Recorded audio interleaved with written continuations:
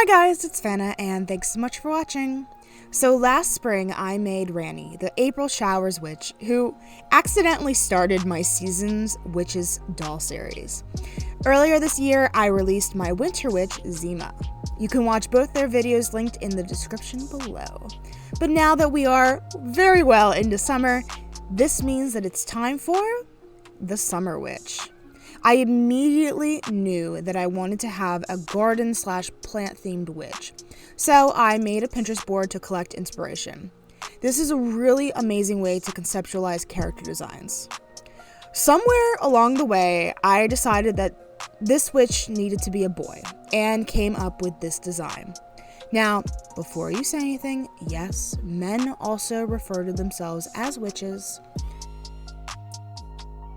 I decided to sacrifice yet another boy doll from my very precious male doll stash, which, wow, okay, 2 boys in a row for you guys. You're getting very spoiled. Claude Wolf was picked after a few of you suggested that all the witches be from the Monster High werewolf family, and I honestly really love that idea. You know the drill, take off the factory paint with acetone and cut off that hair. Claude had some really weird marks for sideburns that I couldn't remove with acetone, but that's okay, we're gonna ignore it. And I also removed his ears. Because I knew that he was going to have a massive hat, I wanted to shrink his head to get the proportions a little bit better. Using 80% water and 20% acetone, I let him soak for a few hours before pulling him out to dry and to shrink.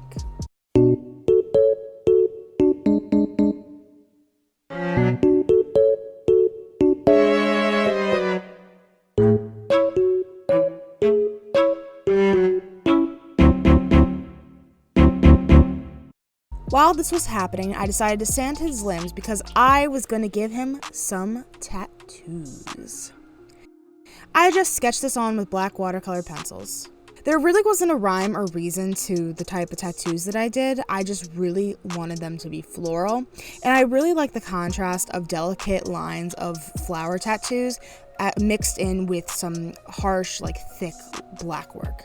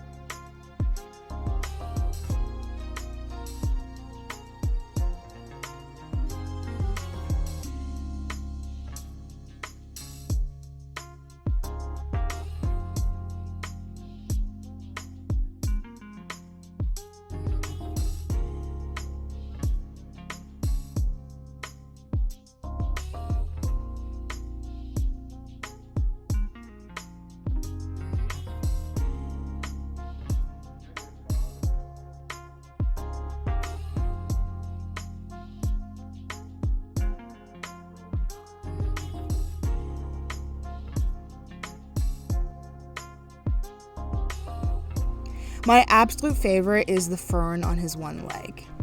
Oh, and you might have noticed that this doll does not have wrist joints, and that's because this Claude was one of the first Claude dolls released. It might have even been his first appearance as a doll.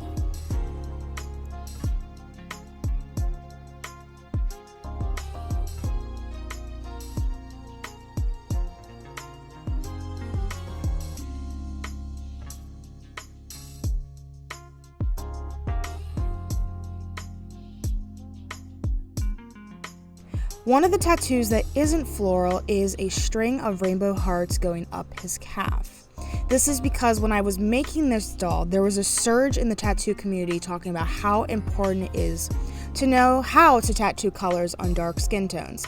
And a lot of artists were coming forward saying that they would do free color tests. And I saw some really cute ones, and I wanted to do it here. And if I can find the very specific article that I'm thinking of, I'll link it down below.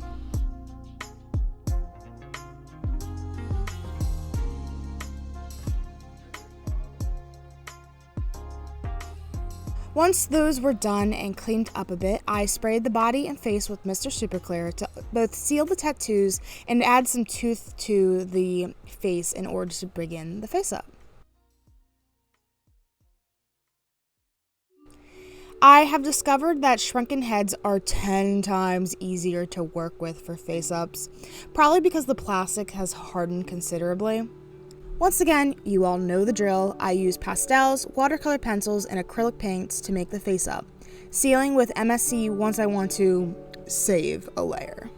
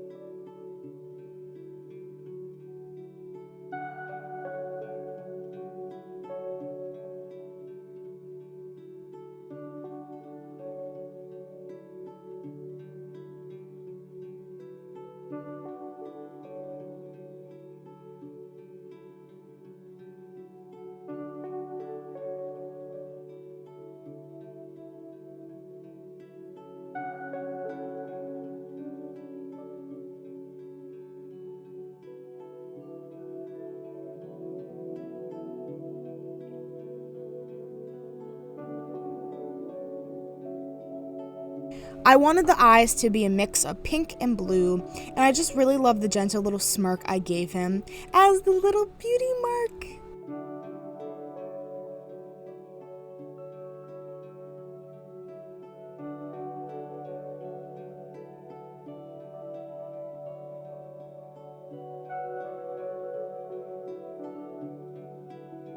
Something that I've really enjoyed doing lately is adding white between the eyelashes, and you can really see it with this doll because I really wanted to emphasize and lengthen his lower lashes. Also, I know this is a random place to put this tidbit in the voiceover, but I don't think I recorded the footage, so it's going right here. But I also added dark pastels to his bare feet to give the vibe that he always has his toes in the soil. That is my excuse as to why yet another doll is barefoot, but it fits his narrative and characterization, so you can't find me on it.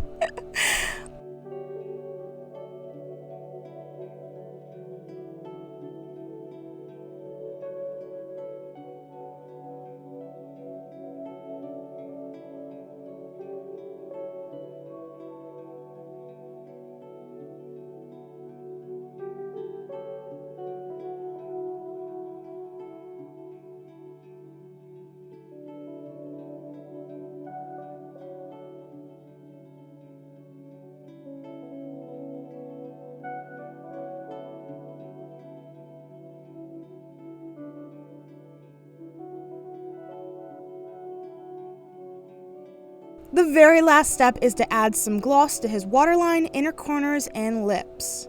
What is funny is that I was working on Klaus's face at the same time as this doll, and the styles turned out drastically different. But I think that's cool, just a more realistic versus more stylized, cartoony type face-ups.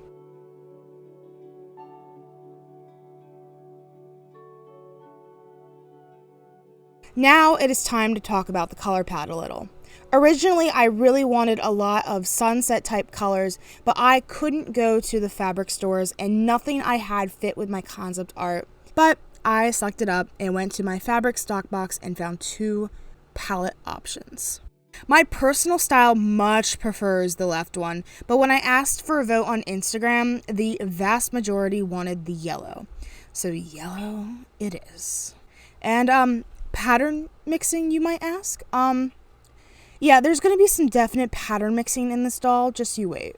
I made a simple sweater out of this fuzzy baby pink star fabric. I wanted the effect that his sleeves were rolled up or bunched up around his elbows, so I just made that permanent by rolling the hems very far up before sewing the pieces together.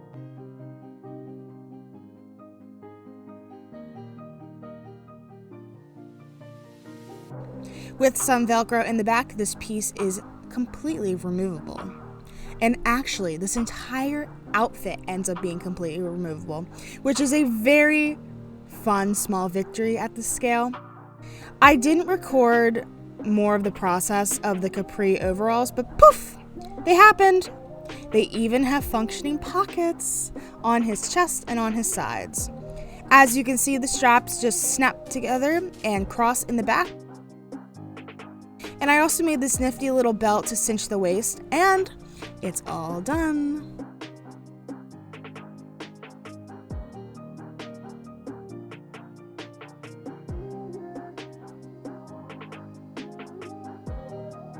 Okay, now it's time for things to get extra wild because I'm an artist and I have to do things the hard way.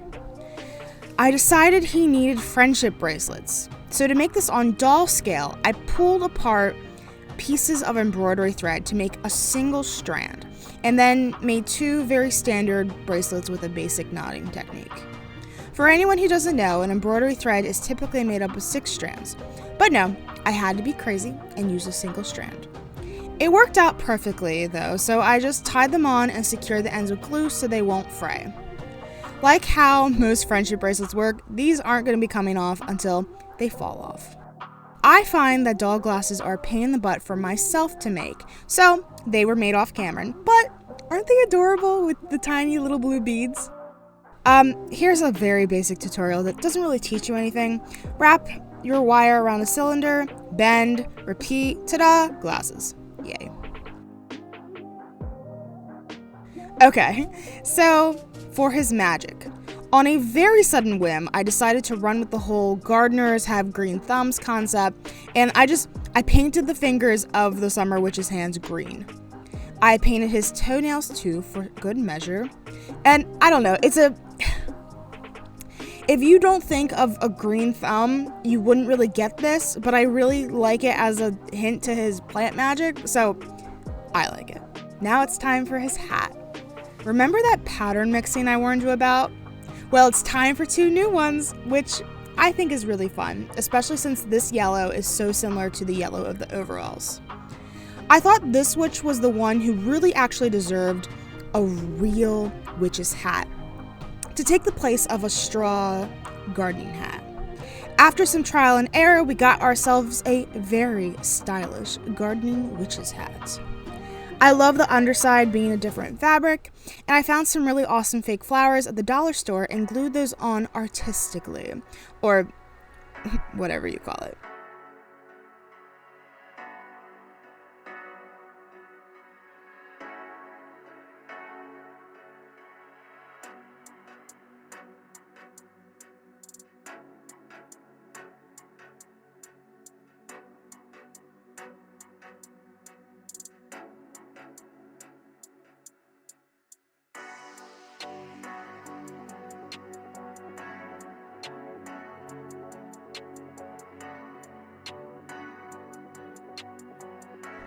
I think it turned out exactly how I was envisioning, and I also added a few of those little flowers to his pocket as well. You might remember Splish and Carlos, who are Ranny and Zima's magical familiars. Well, since the Summer Witch is a gardener, what's better than a Venus flytrap? I'll flat out say, I was 100% inspired by Audrey from The Little Shop of Horrors and the piranha plants from the Mario Nintendo franchise. Using air dry clay, electrical wire, and a very tiny pot, I made our familiar.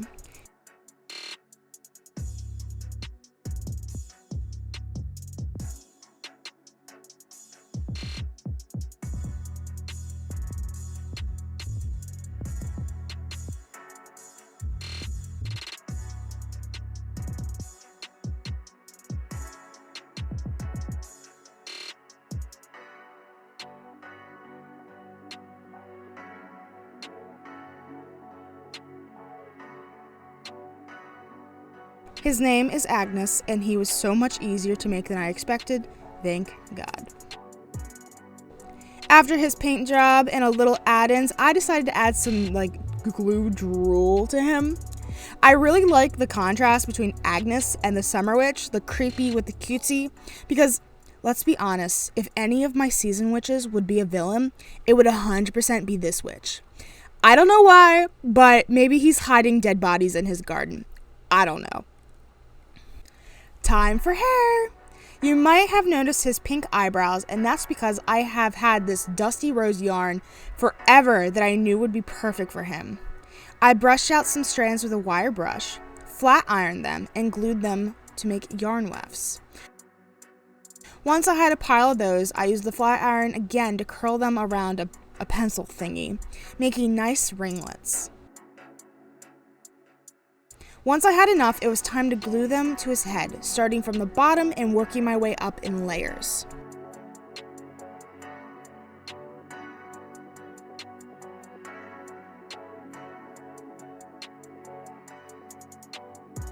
I separated the ringlets so that they would be looser and more natural looking. As natural as pink hair gets.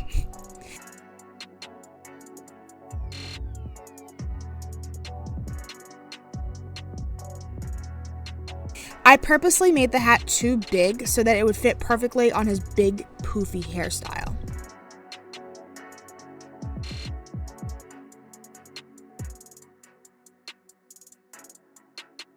Now that all the components are done, it is time to put the Summer Witch together and find a garden to take pictures in. It is also time for a name reveal. The Summer Witch is named Cypress.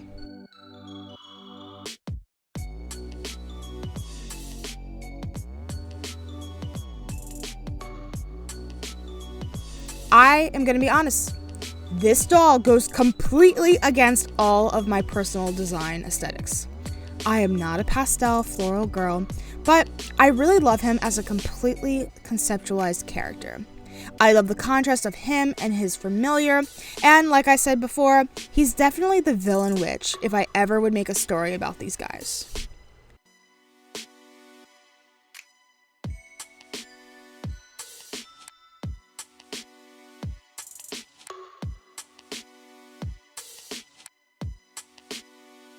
Which of the season witches is your favorite so far? Why do you think Cypress is a villain, or why shouldn't he be? Let me know in the comments down below. I hope you guys are excited for the final season witch, the Fall Witch, because I've already started her and I am in love. If you like this video, please give it a big thumbs up and subscribe. I hope you have a phenomenal day and keep being extraordinary. Bye!